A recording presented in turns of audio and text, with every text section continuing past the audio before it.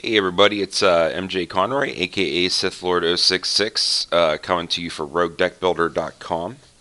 I know, 2 videos in 2 days, right? Um, but what I'm doing is Kevin did a speculatory video for EDH slash Elder Dragon Highlander slash Commander. Um, this, I would probably say, I'm not going to call this a speculation video, and here's why. I don't think speculation works like Kevin thinks it does for EDH specifically. I mean, the dude knows what he's talking about as far as standard and MTG Goldfish and all that other stuff. But EDH is a different animal, and not just because it's a singleton format, eternal format, or all that. And I don't think it works speculatory for this reason.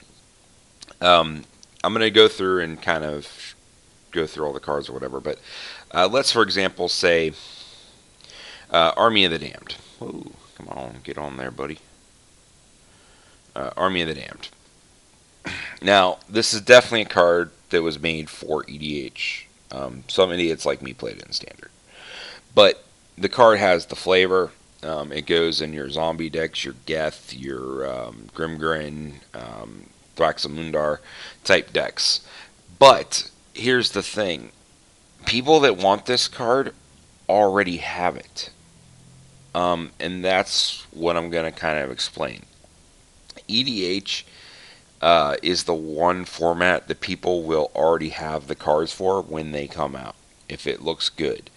For example, using myself, I'm sure if you've ever watched any of my videos, I mean, if I've done it once, I've done it at least 50 times. I rant and rave about how I'm on a budget and I can't afford this card and I hate this card and this, that, and the other thing. In fact, when Kevin asked me to do the top 10 cards that I wanted to see go from Standard, when he did his 3 different top 10 lists, he asked me to do the same thing. And I I got real busy at work, but I also didn't know what to say because my answer is so very simple. The cards I hate in Standard are the ones that cost, $15, $20 a piece that I can't afford.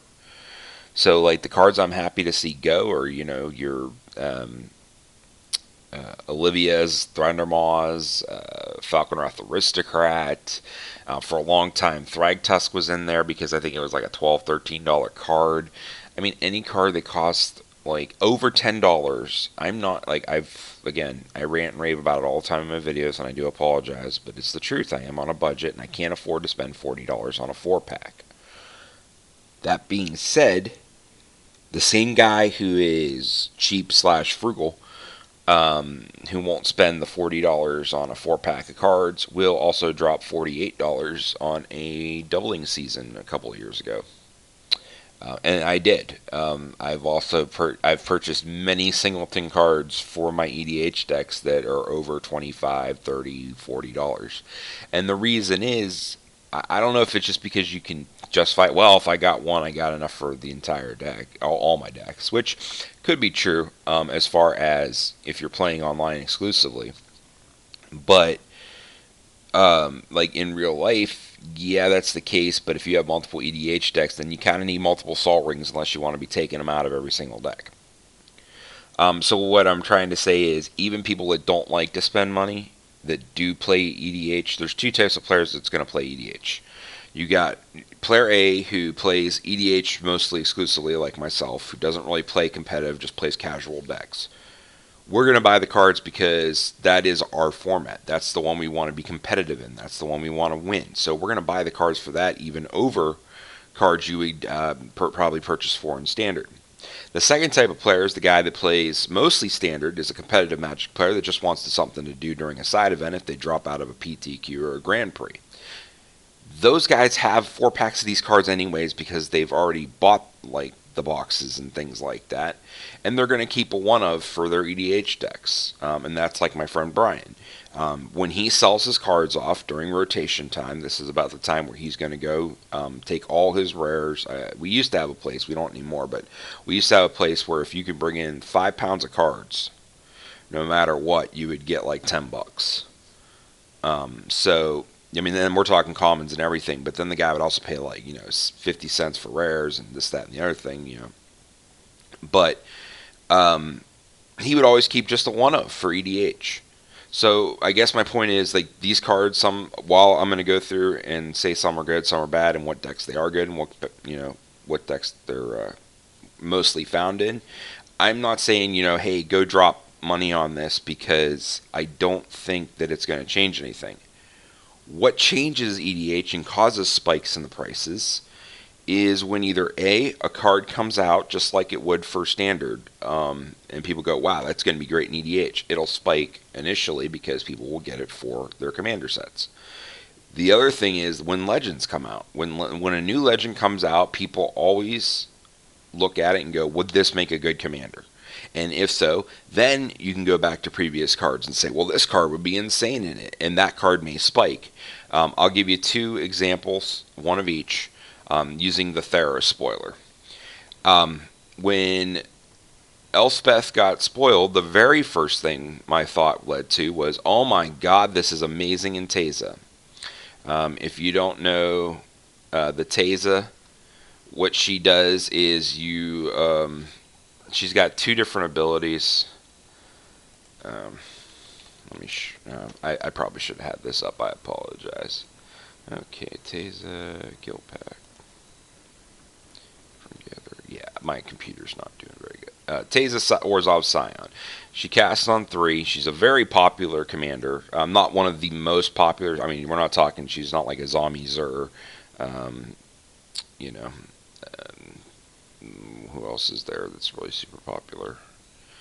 Or Ural the Miststalker, things like that. But you sacrifice 3 white creatures and you remove a target creature from the game. Whenever another black creature you control is put in a graveyard from play, you put a 1/1 white spirit creature token with flying into play. So she goes in a black-white. Usually it's a token deck. So you just kind of want to, you eventually want to hit the combo where there's the enchantment. I want to say it's called Blanket of Night or Darkest Night or something like that, where you make all your creatures black, and then you survive any wrath effect at that point, because what you do is you make all your creatures black, and then when your creatures die, they come back into play because they're black creatures, but then they come back in as white creatures, but then they turn black because of the static effect of the enchantment, and then you can just keep sacking them, and it just becomes an infinite type combo with different cards. But if you're playing more of a fair version, Elspeth is amazing in that deck. Her +1 then becomes +1 exile a dude, because you put 3/1/1 white creatures into play.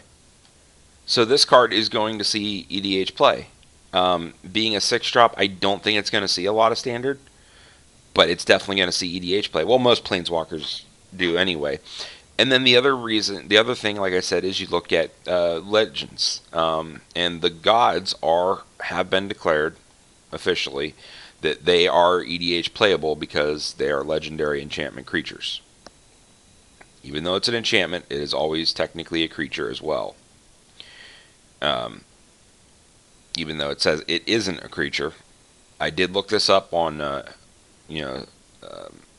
mothership, and they said this is going to be legal, like to play as a legend for your commander. So you got, say for example, Porphyros.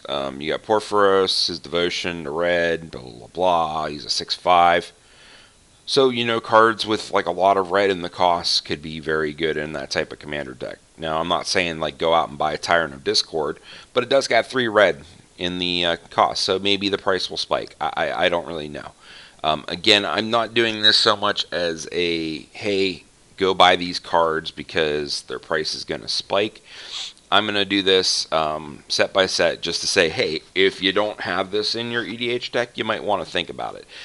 This is probably best served for people that are just getting into EDH. Like if you're just wanting to start, build a deck, you want something competitive, I'm going to say, hey, this is the deck type it goes in. Give it a try. A good general rule of thumb is usually the more mana it costs, the more it's made for EDH, but that's also not true, because like you have Essence of the Wild that casts on 6, and yeah, it puts in 6 6s, but there's so much better you can do. That's another thing too. When you're putting a card in EDH, you're saying this card belongs in my 99 more than any other card in the entire history of Magic. Or you're saying this is what I can afford. Because, I mean, even though I'm talking about, like, you can spend more on EDH than you normally would, there are some cards that are still like $150, and, I ain't playing that. But I'll pay more. Anyway, so I'm going to go over the Mythic Rares now. I'm going to try to do this as quickly as possible. I apologize that my ranting took up probably, 10 minutes.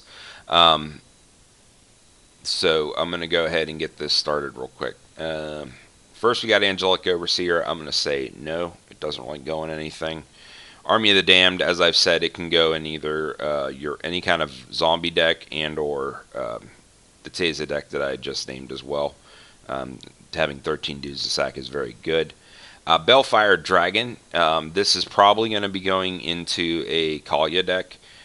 It's very good to cheat out if you can hit the damage. Doing 6 damage to all creatures is 9 times out of 10 may not be like a complete wrath effect, but it is going to wipe board pretty well, and it is devastating against any kind of token strategy like Gave or Riz or anything like that. Essence, I'm just going to say no. For the most part, any kind of Planeswalker is going to be good. So Garruk is good if you're playing green-black. Just remember you have to play both green and black to be able to play him. Geist of St. Trapt is a commander. And I do see this one. This is probably the one I would pick up, as now it's already down to $14.39. It's probably going to drop even lower. So if you're looking, this is probably the only one I would say pick up. I don't know if it's going to spike again. I'm not saying like, hey, this card is going to go back up due to commander. But what I'm saying is it's cheap now, and it's a good commander card. You should probably go ahead and pick it up. Grimgrin for a long time was a big-time commander. Probably one of the more used of the zombies. Thraxamundar is probably number 1, but I would say Grimgrin's probably number 2. Very good. He's got a lot of combos with him too. Grimoire of the Dead. I don't think a lot of people play it, but I love it. This for flavor version, I still believe should just be in every zombie deck. I have, quote unquote, gotten its ultimate off many, many times and broke people's backs. Very fun to do, and it's definitely in my Geth Lord of the Vault zombie deck. Liliana the Veil. This is the one thing where, again, Commander's just different. This is probably one of the best Planeswalkers ever, besides maybe Karn and Jace the Mind Sculptor. It's definitely one of the more expensive, as it was like 60 some dollars for a lot of the card's life, and it is now down to 35, so maybe now is the time to pick it up. However, that being said, I think it is terrible in Commander. The abilities don't do much in a game of EDH, especially for the cost. You're actually, the best Lily for Commander is actually Vest, because that will allow you to tutor. Tutoring is so powerful in EDH. And then even actually, Liliana of the Dark Realms is better, because a lot of times you're playing Lily, you're going to have like your mono black zombies or your Skithric Blight Dragon decks, and the double swamps, or triple swamps, is like way more backbreaking than anything this could do. Yeah, if you can ultimate her, but there's so much hate for Planeswalkers, Hex Mage and Hex Parasite and things like that can just insta-blank Planeswalkers, plus, being able to attack in with huge dudes. She's too tiny and weak. Mikaeus the Lunarch is very good, especially in your Gave decks. In fact, you can almost go infinite, sort of, with him. And what is the one card? When a creature comes into play, untap all creatures. I don't remember. But yeah, he's crazy good in like any kind of token strategy, which is predominantly green or white or green-white. Mirmad Phantasm, just no. Olivia, she is an amazing general. She's probably my favorite vampire general. Really, there's only, I would say, 2 choices. You're either going to run her for red-black, or you're going to run Claustria as your vampire generals. I prefer her. I took her into a actual tournament, like a cutthroat tournament at a local shop, and I tied for first. Me and the person who played the Shroom, the Hegemon deck, just split because I know I had a very unfavorable matchup. But I beat out a Krenko deck, a what was the first one? It was like a Skittles deck was my first round, which is very hard. Skittles Voltron's not fun. And then I also beat out a Rafika the Many, and then I just split with the Sharoon the Hegemon deck. Past in Flames, no. There's not enough. Really, you're not playing a lot of instants and sorceries in EDH. There will none that you're gonna be willing to spend that kind of mana and spend flashback that doesn't have flashback already. Reaper from the Abyss, probably not, but it might go into a Kalia deck, but I probably wouldn't play it. Scab Ruinator, just no. Tree of Redemption, no. And then we go to the rares. Alright, so Angel of Flight Alabaster, probably not. I guess you could theoretically have a Spirit deck built either around like Geist of St. Traft or one of the Kamigawa block generals. I don't know. I think even if you're doing that, you got Soul Shift already on the cards, which is probably just better. But I mean, that's about the only rare instance I could see it in. Back from the Brink, no, it's awful. Blasphemous Act is a good sweeper for red. It's on the cheap. It's a non-X sweeper, basically. Especially in EDH, that thing is going to cast very cheap a lot of the time. Bloodgift Demon is incredibly good in any kind of black deck. Just being able to draw, like having basically a arena on a stick is just good. Bloodline Keeper is going to go in any vampire deck that you play. Cackling Counterpart, I run it in my Lazov Demir Mastermind, but it's okay. It's good in certain circumstances. Champion of the Paris, as much as I absolutely love this card and think it was the best one drop in Standard, can't really see it playing in any kind of EDH deck unless you're playing some kind of Thalia, human, tribal, weenie type deck, but I don't think that's very viable at all because you're just going to get over the top every single time. Charmbreaker Devils, it could be good. I mean, depending again on how many kind of instants and sorceries, maybe if you're running like a Melic, is it Paragon type deck, where you're running a lot of instants, sorceries, and things of that nature, this could be good. All lands, period, all the time, are very good in EDH. Creeping Renaissance, absolutely bonkers. This card is so good. Like especially in an Omnath deck where you have all the mana in the world to do whatever you want. Being able to survive Verdict and then just play all your dudes again is ridiculously powerful. Plus, not only that, you got the flashback as well, and you don't even have to do dudes. I mean, you get Oblivion or Oblivion Stoned or All Is Dust or something like that. You can get all your artifacts back. I mean, it's just good. Creepy Doll. And this is what I mean by the history of Magic, because in a vacuum, this card should be insane. It's a rattlesnake. It makes people not want to attack into you. It's kind of fun. But is this card better than anything else in the history of Magic to put in your 99? Probably not. I would play this type of card just because it's kind of goofy. But I probably wouldn't do it. Curse of Death's Hold is just awful. Doing -1/-1 to everything is not powerful at EDH at all, unless it's a token strategy, and then even then you probably Illness in the Ranks is just better, but with the many Anthem effects as they run, it doesn't really do a lot at all. In fact, I would actually go to the next card playing Curse of Stalked Prey. This would probably be better than Curse of Death's Hold, and again, that's how weird EDH is. Curse of Stalked Prey is probably better than Curse of Death's Hold. Curse of Stalked Prey in a Krenko token generating, just swinging out every turn and making more dudes to block the next turn.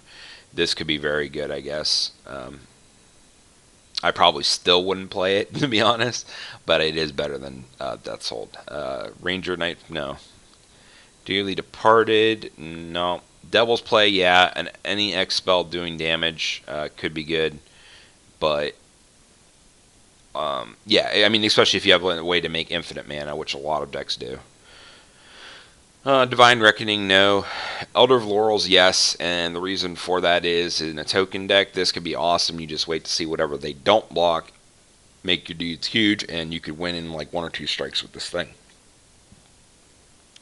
Elite Inquisitor, no. Endless Ranks of the Dead should be in every zombie deck all the time.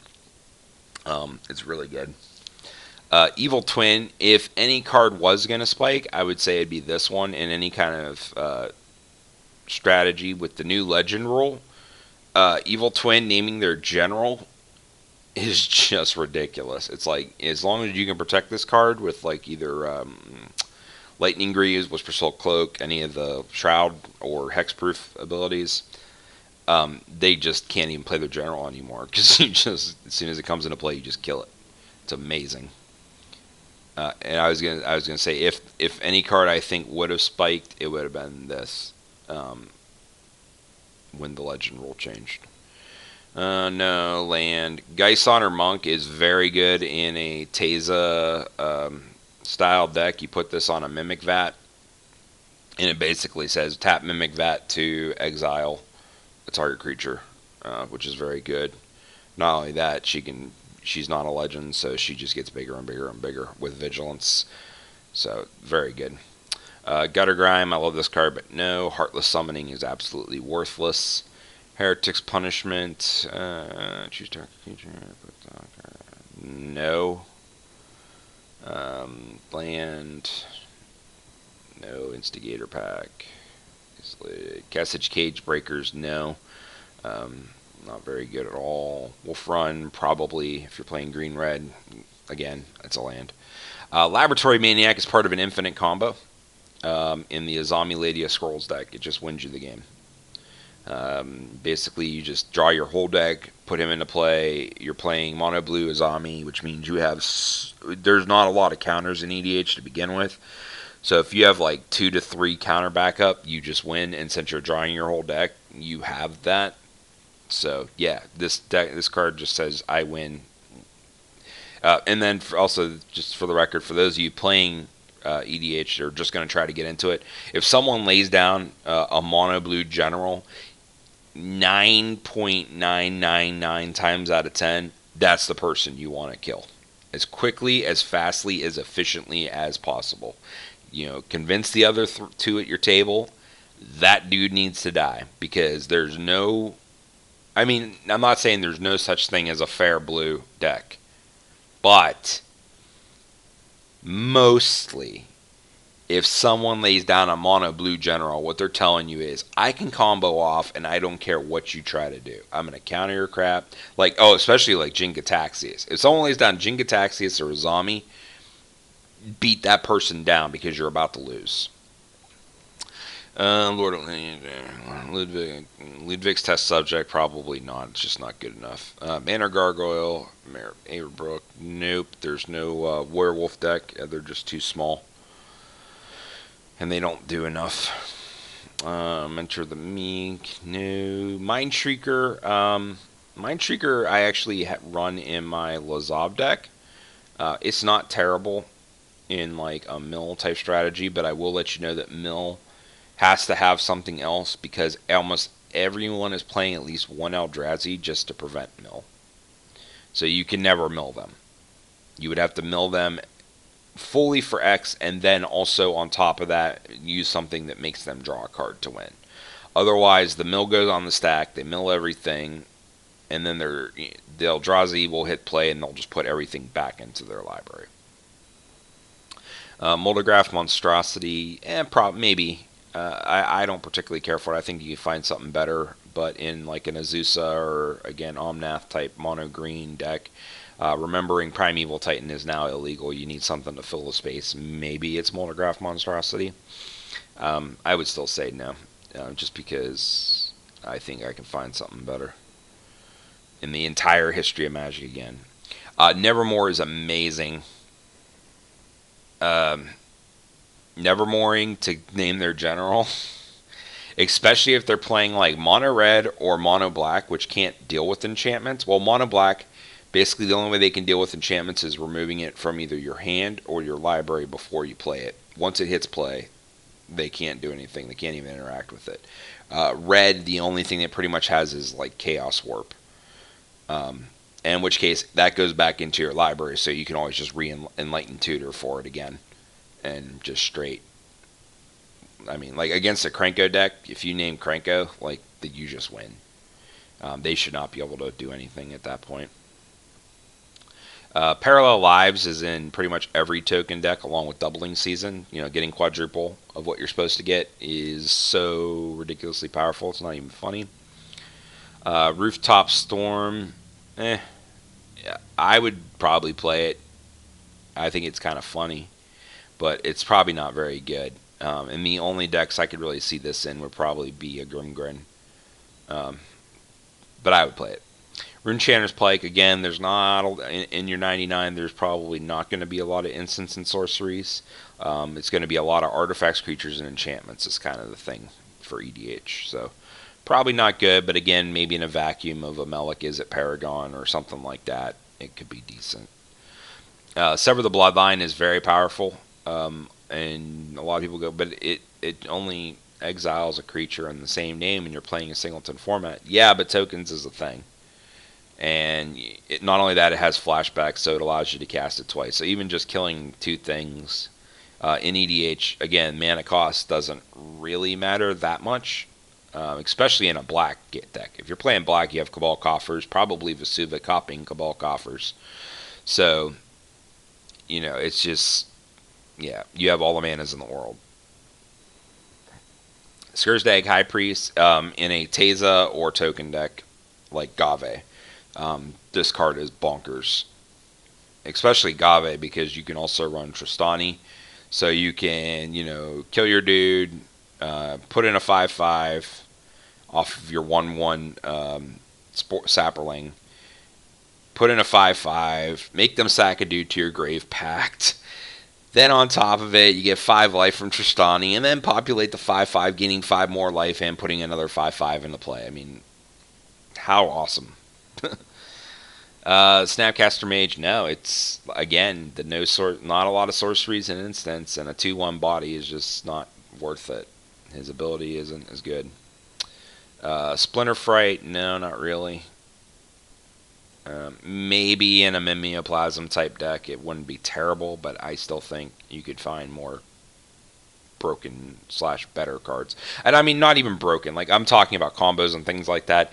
And yes, there are infinite combos, and I will mention them just because some people do play that. It's not really my style, but I mean, it's not terrible. If you were going to run this in a Mimeoplasm, I could see it, but I think I could find something probably better.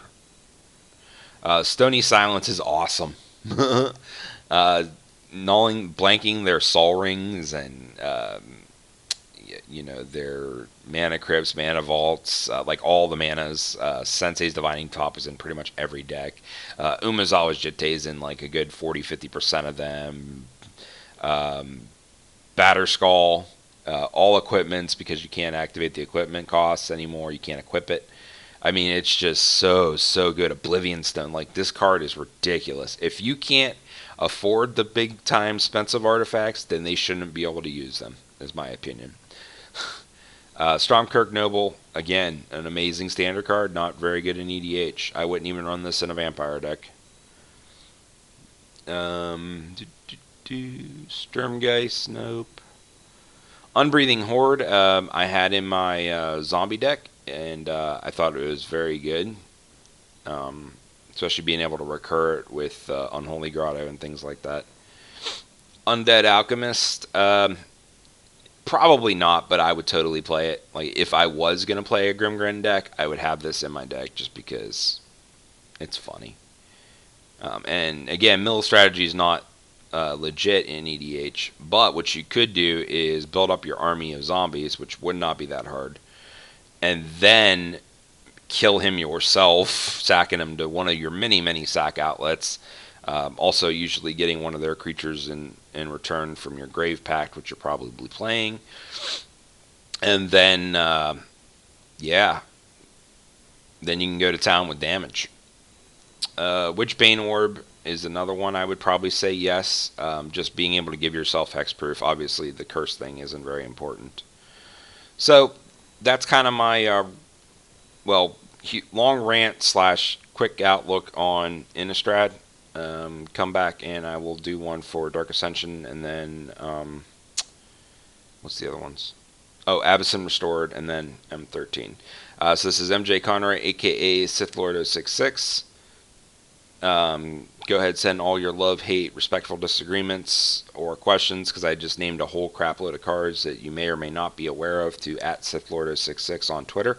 And have a great day, and I'll see you in the next one.